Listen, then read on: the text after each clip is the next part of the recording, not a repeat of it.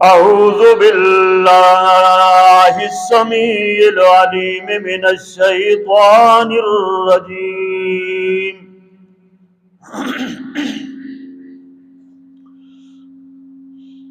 بسم الله الرحمن الرحيم.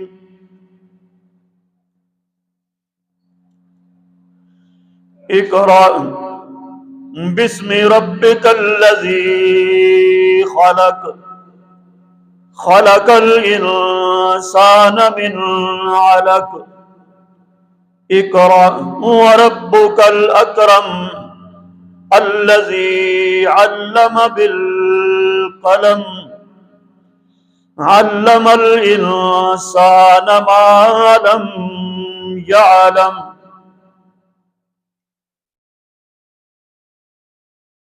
اقرأ پڑھ بسم ربک الذی خلق اپنے رب کے نام سے جس نے پیدا کیا ہر چیز کو.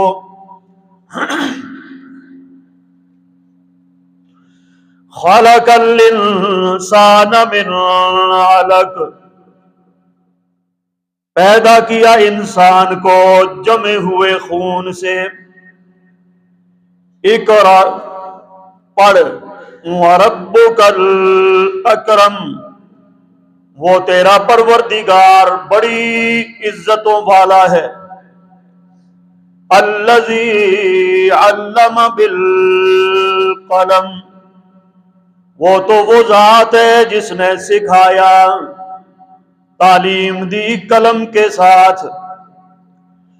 علم الانسان ما لم یعلم اور انسان کو وہ کچھ سکھایا جو کچھ وہ نہیں جانتا تھا.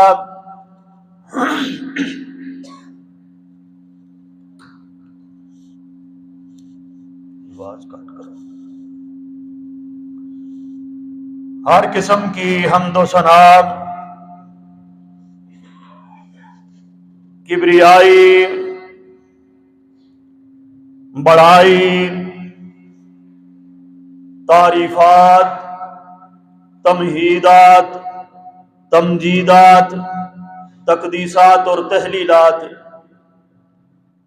اللہ سبحانہ و تعالی کی ذات پاک کے واسطے ہے.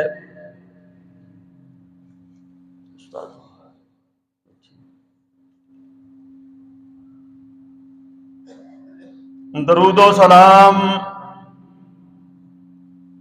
امام الانبیاء حبیب خدا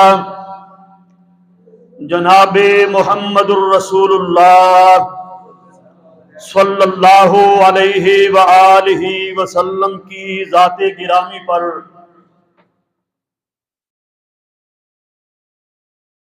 جن کی اطاعت اور فرما برداری نجات اور کامیابی کا ذریعہ ہے اور جن کی نافرمانی سراسر تباہی بربادی اور ہلاکت ہے.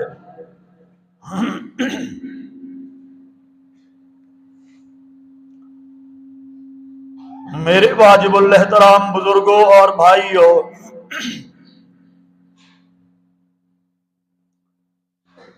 میں نے آپ حضرات کے سامنے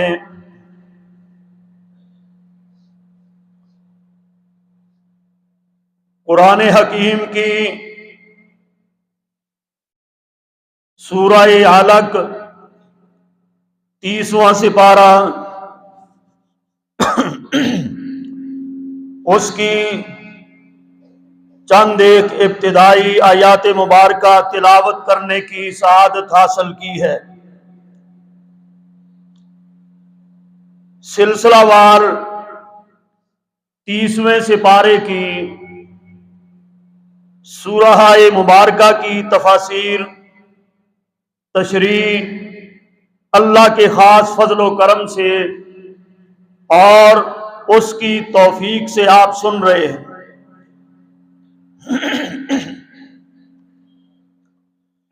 آج بھی انشاءاللہ الرحمن اسی سلسلے کو آگے چلائیں گے۔ سورۃ العلق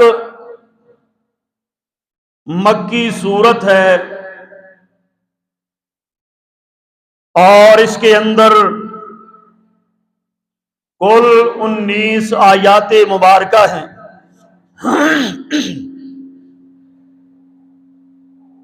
ایک رکوع ہے،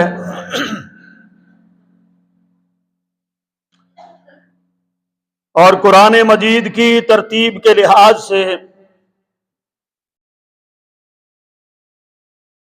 اس کا نمبر 96 ہے، اور نزول کے لحاظ سے، نازل ہونے کے لحاظ سے یہ سورہ مبارکہ پہلی سورت ہے۔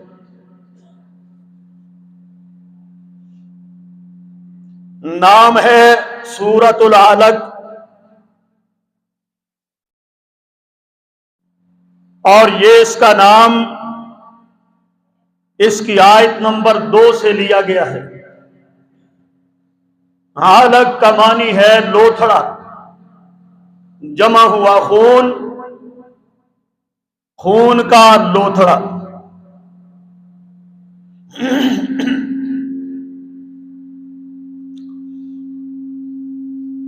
اس سورہ مبارکہ سے وحی کی ابتدا ہوئی۔ صحیح بخاری کے اندر روایت موجود ہے، نبی کریم صلی اللہ علیہ وسلم نے ارشاد فرمایا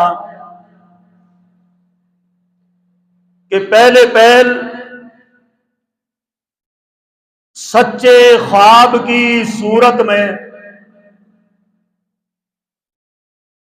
میرے اوپر وحی کی جاتی تھی۔ جو خواب میں رات کو دیکھتا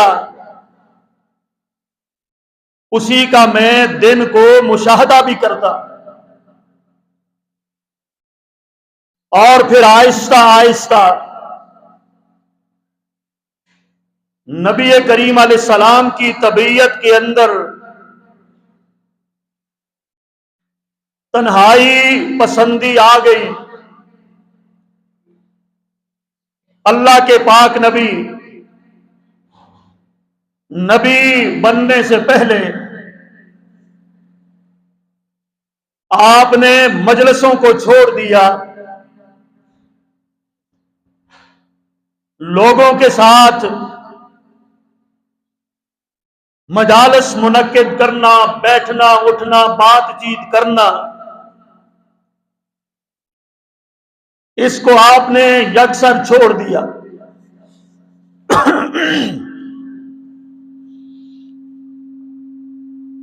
پھر اللہ کے پاک نبی صلی اللہ علیہ وسلم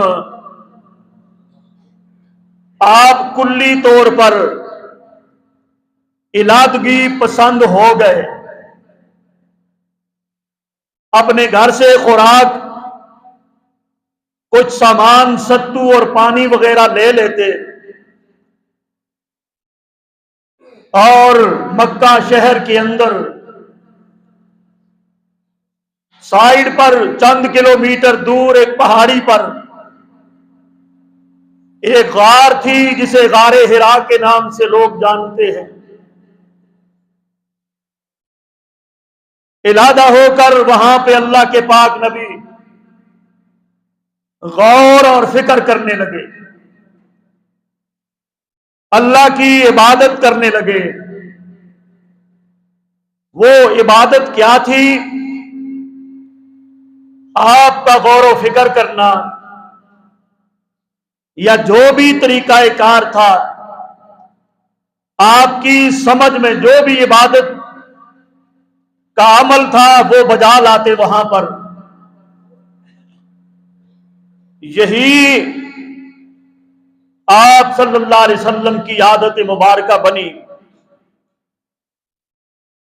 اچانک ایک رات وہاں پر اللہ کا بھیجا ہوا فرستادہ اللہ کا بھیجا ہوا رسول، اللہ کا بھیجا ہوا پیغمبر حضرت جبریل امین تشریف لے آئے اور آ کر کہنے لگے، اے محمد صلی اللہ علیہ وسلم، آپ پڑھیے، اقرا۔ آپ نے فرمایا، ما انا بقارئ، میں تو پڑھا ہوا نہیں ہوں۔ حضور فرماتے ہیں، فاخذنی فغطنی، اس نے مجھے پکڑ لیا، دونوں بازوؤں میں لے لیا، اپنے سینے سے لگا کر مجھے خوب دبایا، مجھے چھوڑ دیا، پھر کہا اقرا، پڑھیے۔ میں نے پھر کہا، میں پڑھا ہوا نہیں۔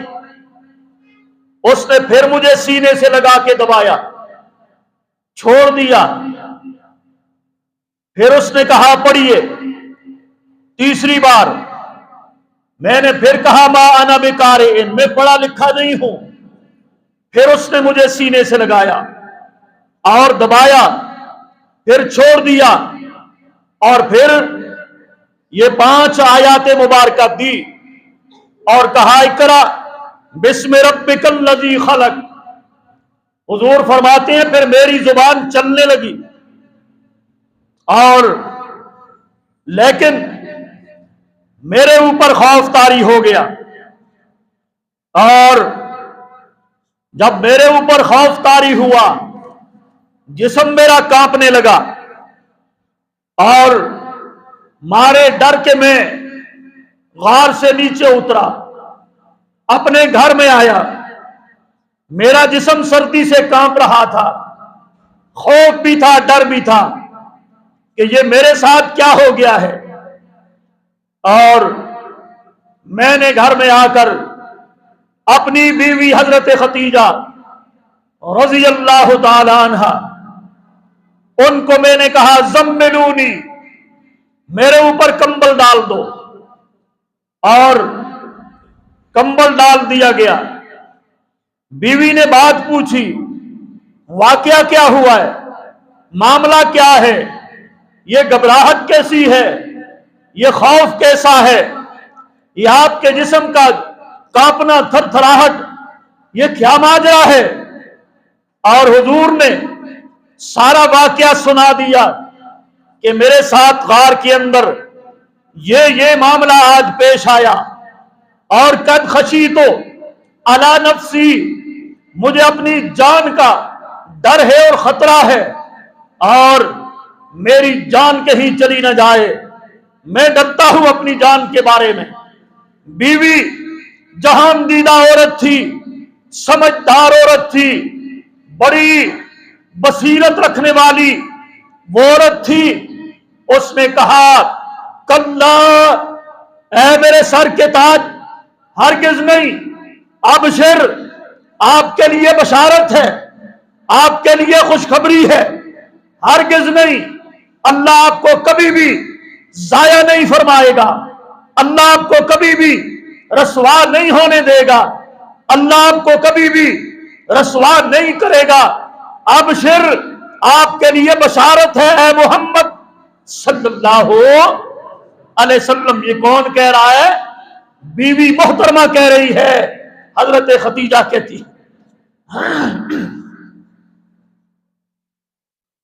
اللہ اکبر۔ پھر کیا ہوا؟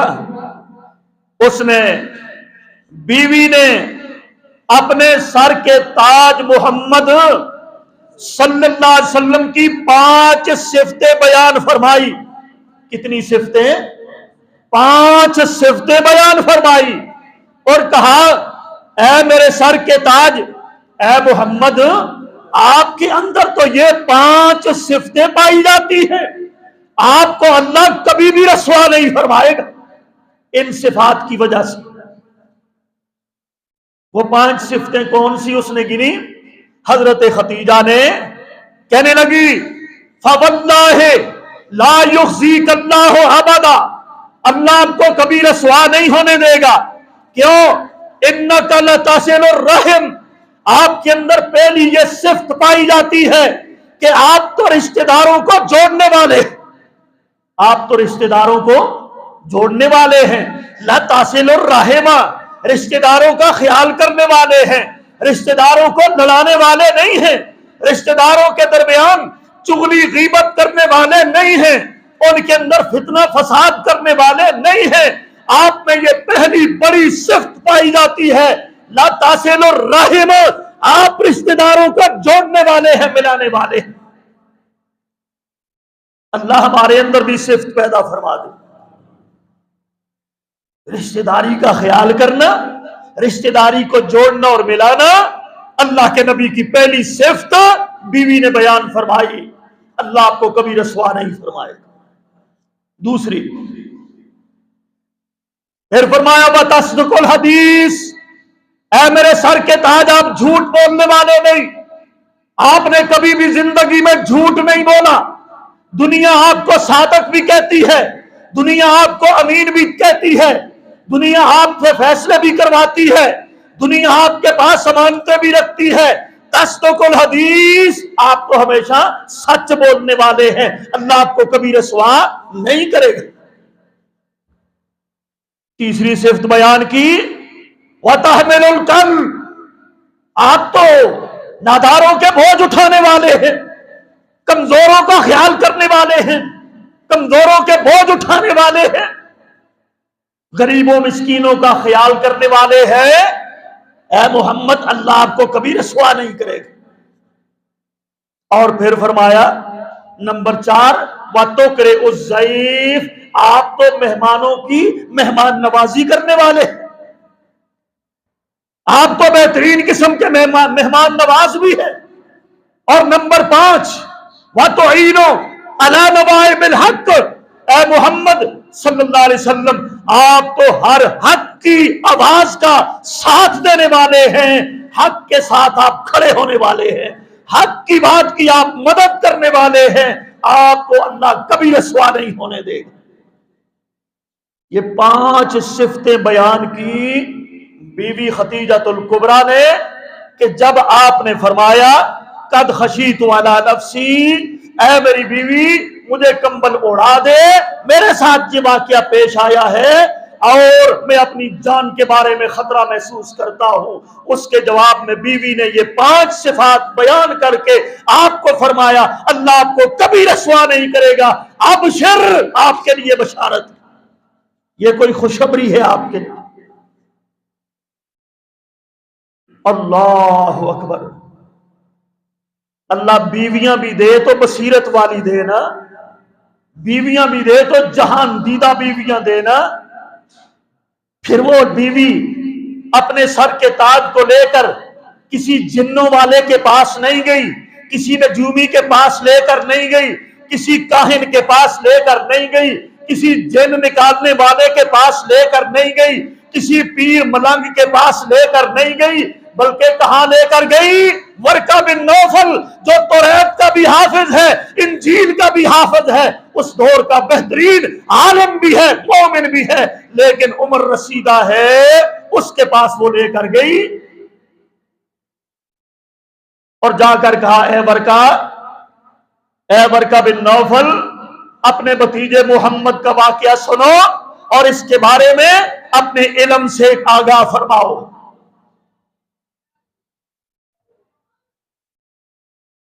حضور علیہ السلام نے سارا واقعہ کے غار حرا میں جو پیش آیا بیان کیا. ورقہ بن نوفل آنکھوں سے نابینا تھے، عمر رسیدہ تھے، اور واقعہ سن کر کہنے لگے یا لیتنی اکون حیا حین یخرجک قومک، یا لیتنی اکون حیا حین یخرجک قومک، کاش اے بھتیجے محمد، کاش کہ میں اس وقت تک زندہ ہوں جب ایک وقت آئے گا تیری قوم تجھ کو یہاں سے باہر نکال دے گی. حضور حیران ہو گئے، محمد حیران ہو گئے، کہنے لگے आवा मुखरिजिया, लोग तो मुझ पे जान नछावर करते हैं, लोग मुझसे मोहब्बत करते हैं, लोग मुझसे प्यार करते हैं, लोग मुझको सादिक और अमीन कहते हैं, लोग मेरे पास समानतें जमा करते हैं। आवा मुखरिजिया, ए चचा नौफल, वर्का बिन नौफल, क्या मेरी कौम मुझे निकाल देगी? कहा हाँ हाँ, जिसने भी इससे पहले ये बात की, जिसके पास भी ये फरिश्ता अल्लाह का ये पैगाम लेके आया, जिसके पास भी अल्लाह की वही आई, उससे उसकी कौम ने हमेशा दुश्मनी की है, हमेशा लड़ाई की है, हमेशा घर से निकाला है। ये कोई नई बात नहीं होगी, पहले भी नबियों के साथ ऐसा होता आया है। और मैं ये गमान करता हूं कि तू अल्लाह का नबी है और तुझे तेरी कौम निकाल देगी।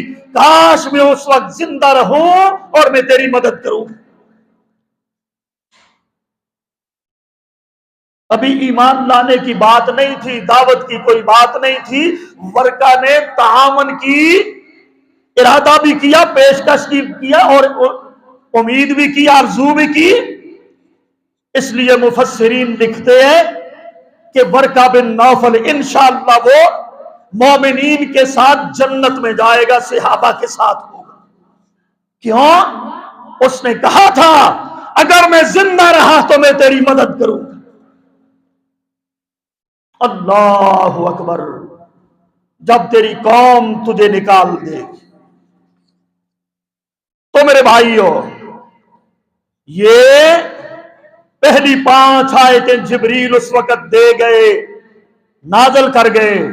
और उसके बाद जो अगली आयातें मुबारका हैं 14, वो कहीं बाद में नाजल हुई। इस सूरत की 14 आयतें बाद में नाजल की। ये 5 आयतें देने के बाद 3 साल तक वही बंद हो गई। कितने साल तक? 3 साल तक वही नहीं आई। हुजूर इतने मुश्ताक थे, इतना शौक दिल में पैदा होता था कि वो किधर गया, वो वही का सिलसिला, वो क्या था वाकया। कभी कभी तंग आकर पहाड़ के ऊपर चढ़ जाते कि मैं अपने आप को गिरा दूं, खत्म कर लूं अपनी जान को। जब पहाड़ पे जाते और वहां पर वो फरिश्ता फिर आ जाता, कहता ए मोहम्मद आप गम ना करो, वही आएगी, आप अल्लाह के सच्चे पैगंबर और नबी और रसूल, आप ऐसा कोई कदम ना उठाइए। शौक था आपका कि वो कलाम अब क्यों नहीं आया अभी तक। तो इब्तिदाई 5 आयतें फरमाया इकरा बिस्मि रब्बिकल लज़ी खलक। इकरा पढ़। सारे उलमा का, मसालिक का, सारे फिरकों का इत्तेफाक है इस बात के ऊपर कि इस्लाम की सबसे पहली वही, इस्लाम का सबसे पहला आर्डर, इस्लाम का सबसे पहला हुक्म वो यही सूरत है। और इकरा ए मोहम्मद पढ़ो, ये पहला हुक्म है इस्लाम का, पढ़ो। अल्लाहु अकबर। इकरा बिस्मि रब्बिकल लज़ी खलक। पढ़ो ए मेरे मोहम्मद सल्लल्लाहु अलैहि वसल्लम। दुनिया कहती है कि यहां जहालत है, इस्लाम नाउज़ बिल्लाह जाहिलियत का दीन है। वो इस्लाम जाहिलियत का दीन हो सकता है, कदामत परस्त हो सकता है कि जिस इस्लाम ने सबसे पहला हुक्म जो दिया है इकरा पढ़ो, पढ़ने का हुक्म दिया इस्लाम ने। जाहिलियत वो तो हमारी सुस्ती की वजह से, गफलत की वजह से, मुजरिमाना खामोशी की वजह से, रस्म और रिवाज अपनाने की वजह से, इस्लाम और कुरान की दूरी की वजह से हम खुद जाहिल बने, अनपढ़ बने। और मेरे भाइयों, वरना इस्लाम तो जिद्दत का दीन है। इस्लाम का सबसे पहला आर्डर जो आया वो पढ़ने का था।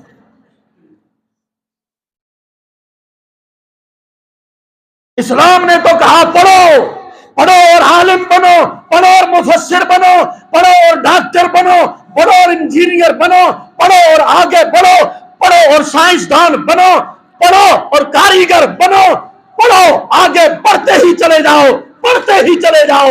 اسلام کا تو پہلا حکم ہی پڑھنے کا۔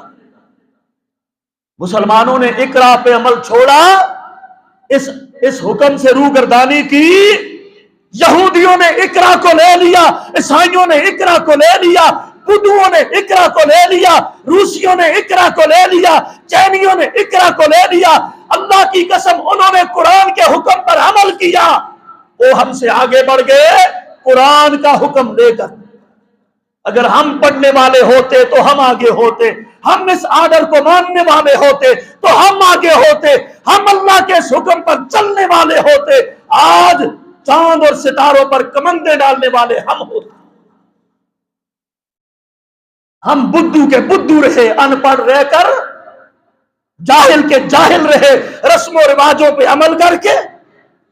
قرآن کا پہلا آرڈر ہی اسلام نے دیا تھا، پڑھو اور آگے بڑھو۔ اسلام تو جدید نظام کا نام ہے۔ اسلام میرے بھائیوں یہ ماڈرن ہے اسلام، جس نے پڑھنے کا حکم دیا تمہیں۔ اقرا بسم ربک الذی خلق، پڑھو اور اپنے رب کے نام سے پڑھو۔ ڈاکٹر بھی ہونا چاہیے، پڑھ کے ڈاکٹر بننا چاہیے، لیکن مسلمان ہونا چاہیے۔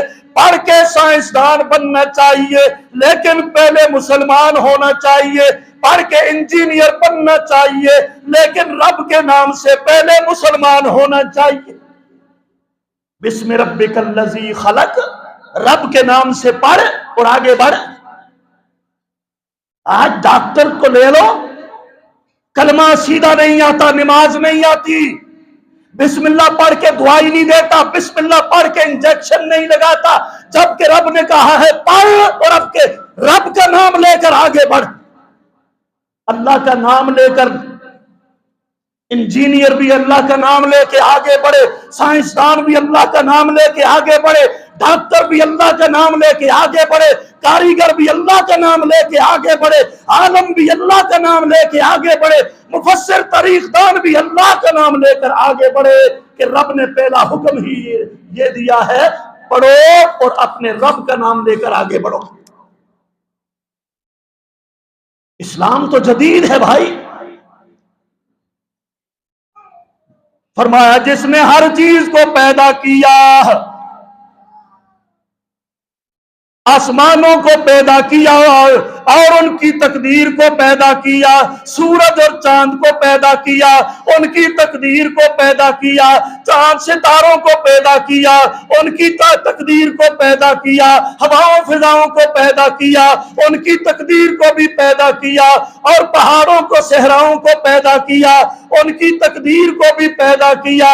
اللہ پاک نے جن و ملائک کو پیدا کیا، ان کی تقدیر کو بھی پیدا کیا، چرند اور پرند کو پیدا کیا، ان کی تقدیر کو بھی پیدا کیا، پھلوں پھولوں کو پیدا کیا، ان کی تقدیر کو بھی پیدا کیا، سبزیوں پھلوں اناجوں کو پیدا کیا، ان کی تقدیر کو بھی پیدا کیا۔ اللہ پاک فرماتے ہیں اقرأ بسم ربک الذی خلق، پڑھ آگے بڑھ اپنا رب کا نام لے کر، جس نے ہر چیز کو پیدا کیا اور اس کی تقدیر کو بنایا۔ اللہ اکبر۔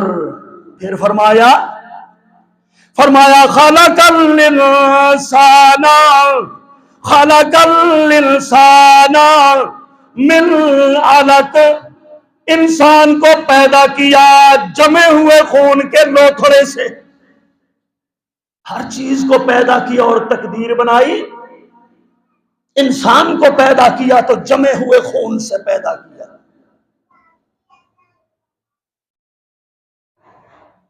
ثم خلقنا العلقة مضغة فخلقنا المضغة عظاما فخلقنا العلقة مضغة فخلقنا المضغة عظاما فتبارک اللہ احسن الخالقین۔ دوسرے مقام پہ اللہ فرماتے ہیں ہم نے انسان کو پہلے ایک نطفہ بنایا، نطفے سے پھر جمع ہوا خون بنایا، جمے ہوئے خون سے پھر بوٹڑی بنائی، بوٹڑی کے اندر ہم نے ہڈیوں کا ڈھانچہ بنایا، اور اس کے بعد ہم نے اس کے اندر اپنی روح پھونکی۔ فتبارک اللہ احسن الخالقین۔ اللہ فرماتے ہیں اللہ ہی سب سے بابرکت ذات ہے جس نے تمہیں پیدا کیا۔ یہ سائنس کی کتاب ہے، اللہ کی قسم یہ تمہاری سائنس ساری سائنسوں کی ایجاد ہے اور مال ہے۔ قرآن 1400 سال پہلے نبی آخر الزمان محمد الرسول اللہ صلی اللہ علیہ وسلم نے انسان کی تخلیقی مراحل کو پیدا کیا اور بیان کر کے سب سے بڑے اور پہلے سائنسدان کے طور پر اور نبی کے طور پر سامنے آئے۔ تمہاری سائنس تو آج بارز وجود میں آئی، پیغمبر نے وحی کی اللہ اکبر روشنی میں انسانی پیدائش کے مراحل کو 1400 سال پہلے بیان کر دیا۔ خلق الانسان من علق، اللہ اکبر۔ اور اس کے بعد میرے بھائیوں آگے فرمایا اقرا وَرَبُّكَ الْأَكْرَمُ، اے محمد صلی اللہ علیہ وسلم پھر حکم دیا جاتا ہے پڑھو وَرَبُّكَ الْأَكْرَمُ، یاد رکھو تمہارا پروردگار تمہارا رب بڑی عزتوں والا ہے، اکرم بڑی عزتوں والا ہے، بڑی شان والا ہے، بڑے اونچے مقام والا ہے، عرش عظیم کا مالک ہے۔ اکرم بڑی عزت والا ہے تیرا رب، اس کے نام سے پڑھو۔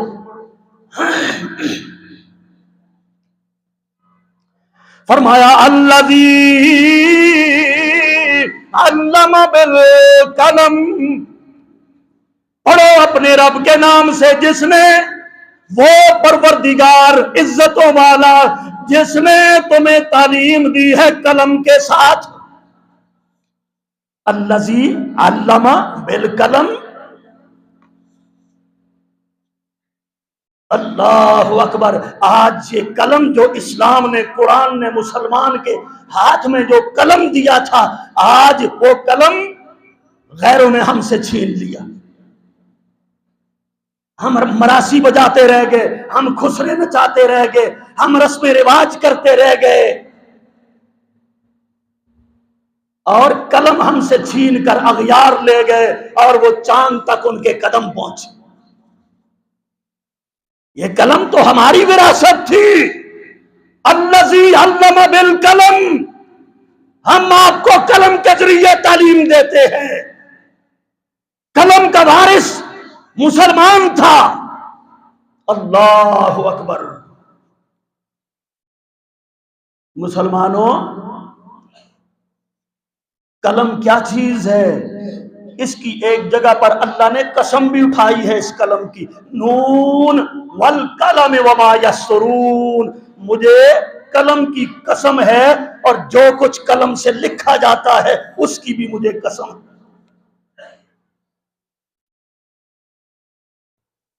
فرمایا اللہ کے پاک نبی صلی اللہ علیہ وسلم نے، صحیح حدیث کے اندر موجود ہے، فرمایا اول ما خلق اللہ القلم، اول ما خلق اللہ القلم، اللہ پاک نے ہر چیز کے پیدا کرنے سے پہلے قلم کو پیدا کیا۔ ہر چیز کے پیدا کرنے سے پہلے کس کو پیدا کیا؟ قلم کو۔ ہر چیز کی پیدائش سے پہلے قلم کو پیدا کیا اور پھر اس کو حکم دیا اکتب، ہے قلم لکھو۔ قلم نے جواب دیا اللہ میں کیا لکھوں؟ اللہ نے حکم دیا اے میری قلم لکھو، ہر چیز کی تقدیر اور فیصلہ لکھ دو۔ فَكَتَبَ مَا يَكُونُ إِلَى يَوْمِ الْقِيَامَةِ، قلم نے ہر چیز کی تقدیر کو قیامت تک کے لیے لکھ دیا۔ قلم نے قیامت تک کے لیے ہر چیز کی تقدیر کو کیا کیا؟ لکھ دیا لوح محفوظ.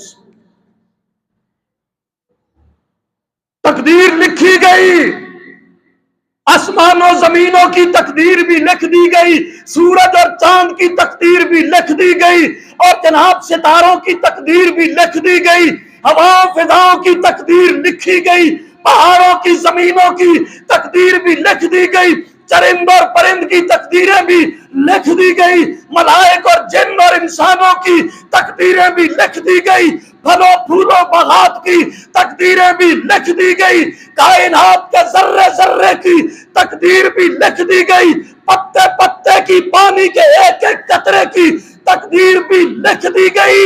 قیامت تک آنے والے ہر واقعے، ہر حادثے، ہر واقعے کی تقدیر اللہ نے پہلے لکھ دی.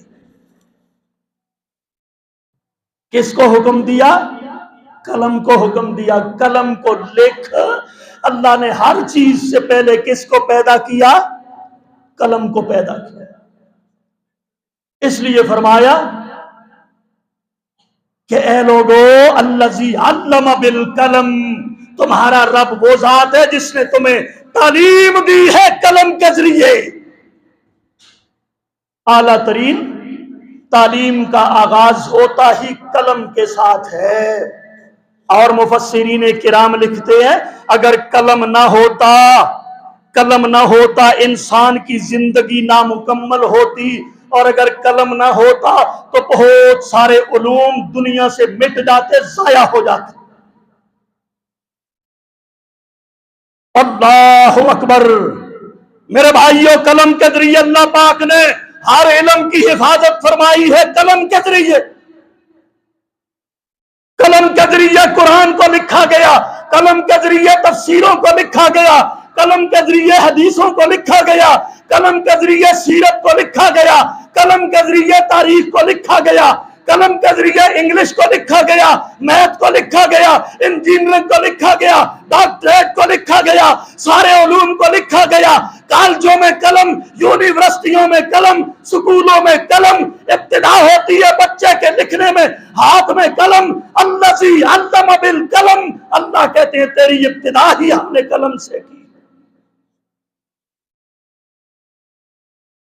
قلم کو ہم نے پیدا کیا، قلم ہم نے تمہارے ہاتھ میں دی انسانوں.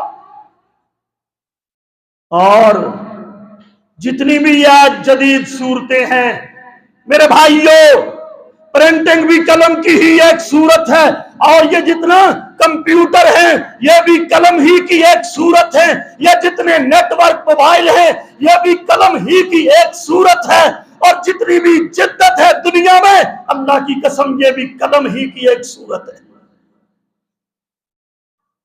الذی علم بالقلم، انسان تجھے ہم نے تعلیم دی اس قلم کے ذریعے. اور یہ پڑھنے کا حکم اور قلم کا آنا، اللہ کی قسم یہ قرآن نے حکم دیا ہے. اس قرآن کے آنے کے بعد دنیا آگے بڑھی ہے. اور یہ ایک الگ بات ہے کہ مسلمان اس میدان میں پیچھے رہے اور قلم بھی لوگ لے گئے، اور یہ پڑھنے کا حکم بھی اغیار لے گئے، اس لیے ہم سے وہ آگے چلے. پڑھنے کے حکم پر بھی انہوں نے عمل کیا، قلم بھی ہم سے چھین کر وہ لے گئے. ورنہ پہلے ان کے پاس آسمانی کتابیں پہلے موجود تھی کہ نہیں؟ توریت تو ہزاروں سال پہلے آئی تھی، پھر وہ چاند پر کیوں نہیں گیا؟ پھر اس نے گاڑی کیوں نہیں بنائی؟ انجیل ہم سے پہلے نازل ہوئی، زبوریں ہم سے پہلے اترتی رہی، پہلے دین موجود تھا ان کے پاس، یہود و نصارہ کا، عیسائیوں کا. یہ پہلی امتیں ہیں، پہلی شریعتیں تھی، پہلی کتابیں تھی. موبائل کیوں نہیں آیا؟ گاڑی کیوں نہیں آئی؟ جہاز کیوں نہیں آیا؟ کشتی بحری جہاز کیوں نہیں آئے؟ مال گاڑی کیوں نہیں آئے؟ ہوائی جہاز کیوں نہ بنے؟ اللہ کی قسم یہ ساری چیزیں ایجاد ہوئی ہے تو قرآن کے اقرا الذی علم بالقلم، قرآن کے نازل ہونے کے بعد یہ دنیا جدت کے راستے پر چلی ہے. قرآن کے اترنے کے بعد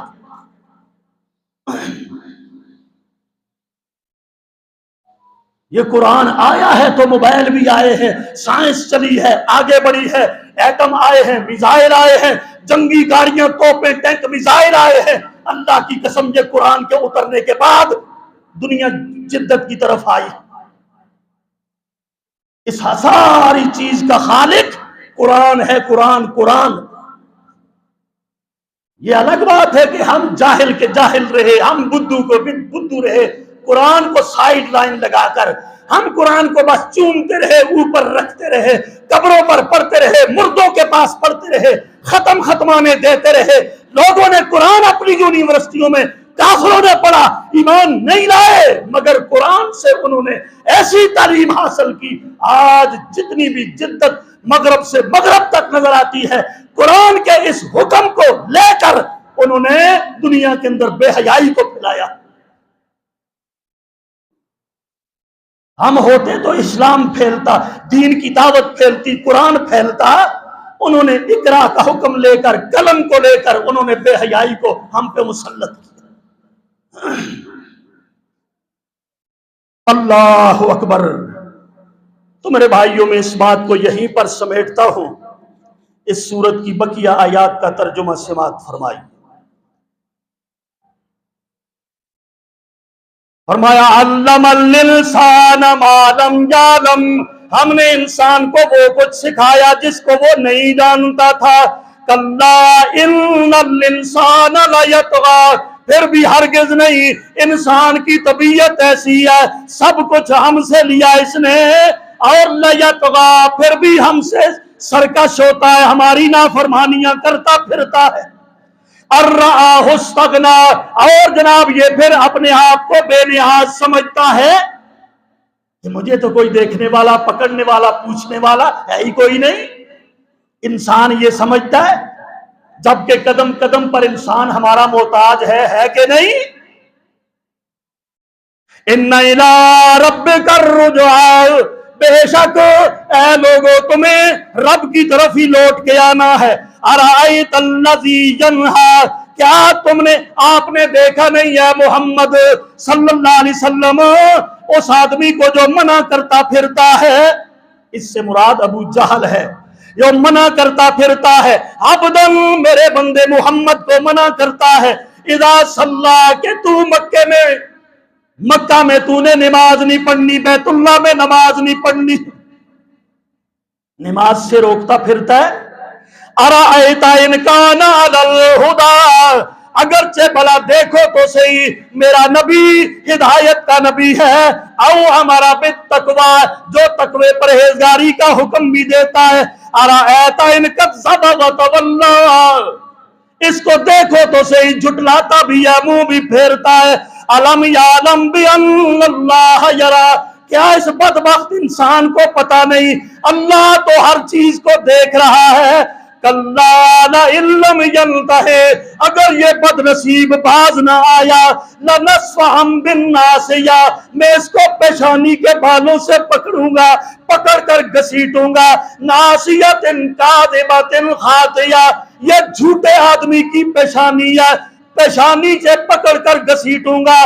فَلْيَدْعُ نَادِيَهْ، پھر اس کو چاہیے کہ اپنی مجلس کو بلا لے، ساتھیوں کو بلا لے، اپنی کمیٹی کو بلا لے، اپنے مددگاروں کو بلا لے۔ سَنَدْعُ الزَّبَانِيَّةَ، میں بھی فرشتوں کو بلا لوں گا۔ قیامت والے دن اس کی پیشانی سے پکڑ کر ہم گھسیٹیں گے۔ سَنَدْعُ الزَّبَانِيَّةَ، اپنے فرشتوں کے ذریعے اس کو میں خوب سبق سکھاؤں گا۔ کلا لا تطعہ واسجد واقترب، ہرگز نہیں اے محمد صلی اللہ علیہ وسلم آپ اس کی کوئی بات نہ مانیے۔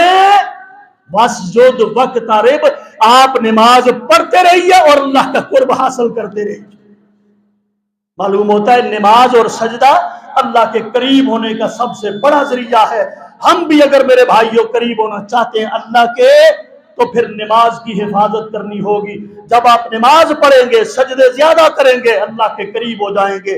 اللہ تعالیٰ مجھے اور آپ سب کو سمجھنے کی، عمل کی توفیق عطا فرمائے۔